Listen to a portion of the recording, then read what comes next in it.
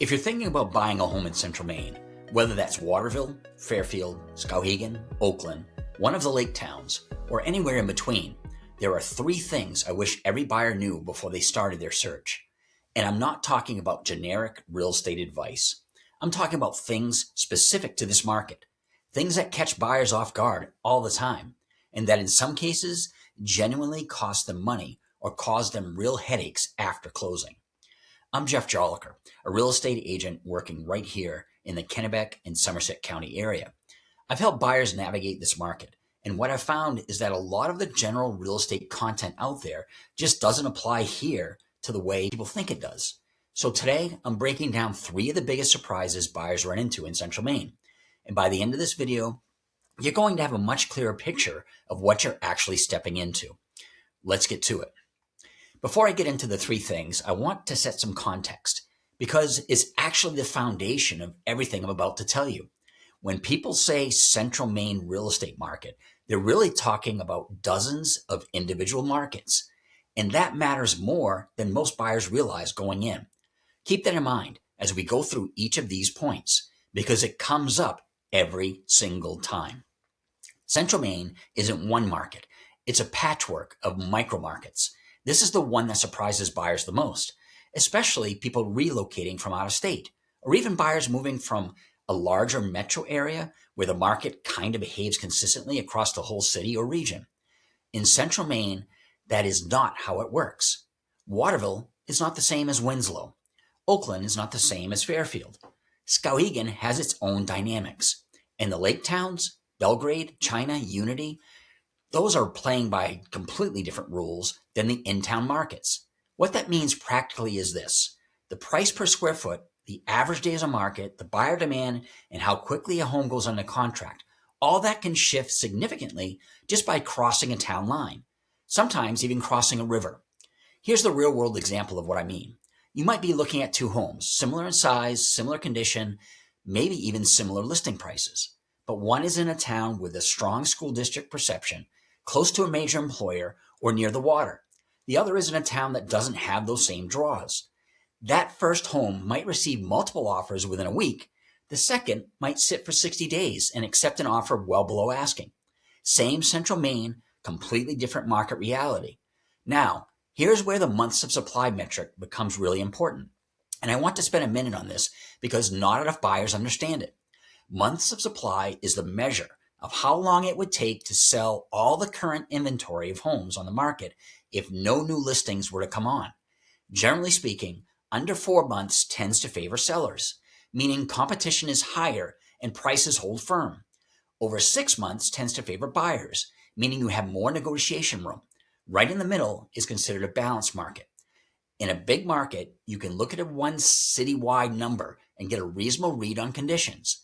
In Central Maine, you almost can't do that because months of supply can be 3 months in one town and 7 months in a town 20 minutes away at the exact same time. What that means for you as a buyer is that you really need to be looking at the data town by town, not just Central Maine as a whole. And this is exactly why working with an agent who knows the specific submarkets matters so much. Because if you're applying the wrong market assumptions, you could underbid in a hot market and lose the house, or overbid in a slow pocket and leave money on the table. My advice, when you're doing your research, don't ask, what's the market like? Ask, what's the market like in this town for this type of home? That's the question that actually is going to help you. All right, that's number one. Number two is something that affects your budget every single year after you close. And a lot of buyers don't think about it nearly enough before they start making offers. Property taxes in Maine are set at the municipal level, not the county level, not the state level, the town level. And that creates a situation where two similar homes in two neighboring towns can have annual tax bills that are dramatically different from one or the other.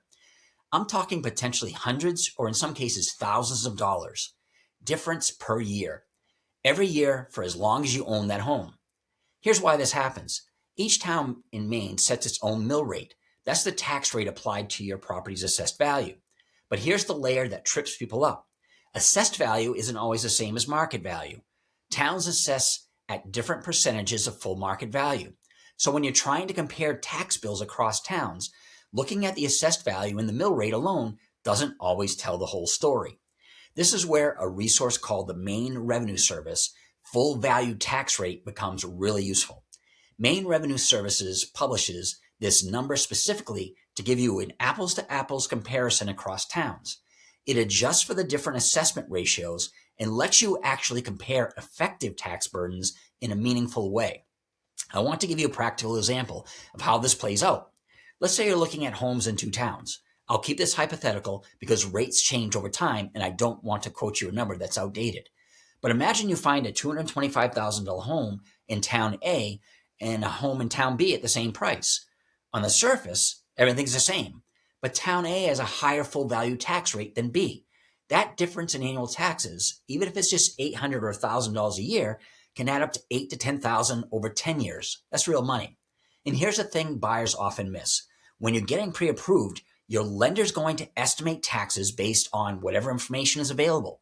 If that estimate is low, and sometimes it is, especially if a home has been assessed for less than current market value, your actual monthly payment after closing can end up higher than what you were told to expect. So what do I recommend? A couple of things. First, when you're comparing homes across different towns, look up the full value tax rate for each town through Maine Revenue Service. It's public information and it's free. Second, ask your lender to explain how they're estimating taxes in your pre-approval and monthly payment projections. Third, if you're seriously considering a property, find out when it was last assessed. In a rising market, there can be a gap between the current assessed value and what the town will reassess it at down the road, which could mean your tax bill goes up after you buy it. None of this should scare you away from buying a high tax home. There are often good reasons a town has higher taxes. More services, better funded schools, infrastructure. The point is just to go in with your eyes wide open, because a surprise property bill is really an unpleasant thing to deal with after you've already closed. All right, number 3 is probably the one that creates the most post-closing headaches for buyers who weren't prepared for it, especially buyers coming from more urban or suburban areas. We're talking about private wells and septic systems. If you've spent most of your life buying or renting in places where municipal water and sewer are provided, meaning the town handles your water supply and your wastewater, then buying a home on a private well and septic system is a genuinely different experience. And in Central Maine, outside of the denser downtown areas of cities like Waterville or Augusta, private well and septic is extremely common, like the majority of homes of common. So let's talk about what this actually means for you as a buyer. The well, your drinking water, comes from a drilled well on the property. There's no town water supply treating it, testing it, or delivering it. The well pump, the pressure tank, the water line into the house, all of that is your responsibility to maintain and ultimately to replace when it reaches an end of its life. More importantly, the water quality is entirely dependent on your specific well, your specific geology, and your specific location. Maine CDC has specific guidance on private well safety and testing, and there are a handful of contaminants that are worth testing for in this region. Things like arsenic, radon, and nitrates, which are naturally occurring parts of Maine's geology. You can't assume the water is fine just because the previous owners never had issues. Testing is the only way to know. During the home buying process, you absolutely want to get a water quality test as part of your due diligence. Not just a basic coliform bacteria test, a more comprehensive panel. Your agent should be walking you through this. And if they're not, ask about it specifically. And budget-wise, well pumps and pressure tanks eventually fail. Not necessarily soon, but eventually. It's smart to know the age of the system before you close. Now the septic. Your wastewater goes to a septic tank buried on the property. Settle in the tank, and from there, the liquids flow to the leach field that filters it into the ground. Again, entirely your responsibility. The town is not involved. The most important thing to understand about septic systems is that they require maintenance, and they have a lifespan. Routine pumping, typically every 3 to 5 years, is not optional if you want the system to function properly. And if a septic system fails, replacement can be expensive. We're potentially talking anywhere from several $1,000s to well over $20,000 depending on the system type and the site conditions. Before you buy, you want a septic inspection by a licensed professional. You want to know when was it last pumped, How old is the system? Has it had any issues? And where exactly is the leach field located on the property? The last one matters because you can't build over a leach field, and you need to understand the location for things like where to park, where to plant trees, and so on. Maine has a licensed site evaluator system for septic. And if a system is old or there are any questions about the condition, it may be worth having a site evaluator look at it, not just a general home inspector. Here's what I tell buyers. Private well and septic is not a reason to avoid a home. Millions of people in Maine live on these systems perfectly happily for decades, but it is a reason to go in informed. Budget for it, test appropriately, inspect thoroughly, and understand that these are ongoing responsibilities, not set it and forget it systems. The buyers who have problems are the ones who are never told to think about it. So now, you know. All right, let me bring this all together. The three things buyers are consistently surprised by in the Central Maine real estate market. 1, Central Maine is not one market. It's a patchwork of micro markets where pricing, demand, and competition can shift significantly town to town, and even neighborhood to neighborhood. The months of supply metric that tells you whether you're in a buyer's market or a seller's market can look completely different from one town to the next, sometimes dramatically so.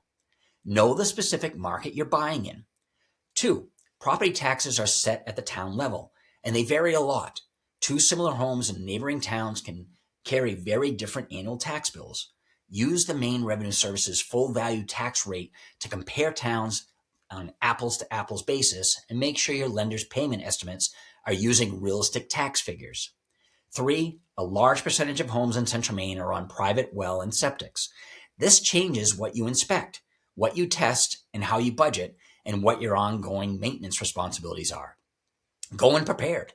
Test the water, inspect the septic, and understand these systems before you close. None of these things should stop you from buying here. Central Maine is genuinely a great place to put down roots. The value compared to Southern Maine or out-of-state markets is real, and there's a lot of opportunity here. But knowledge is how you protect yourself and make a good decision. If you're actively looking at homes in Kennebec County, Somerset County, or western Waldo County, and you want to talk through what the market actually looks like in the specific towns you're considering, reach out. I work in this market every day, and I'm happy to pull the current data for the towns you're looking at and help you understand what you're walking into. Link in the description to schedule a call, or you can reach out directly at 207-649-6893. If this video was useful, hit the like button. It genuinely helps other buyers find this content when they're doing their research. Subscribe if you want more real, local, no-fluff real estate content about this area. And drop a comment below. I'd love to know, are you a buyer who's currently searching in Central Maine? What towns are you looking at? I read every comment. Sometimes the questions you ask turn into the next video. I'll see you at the next one.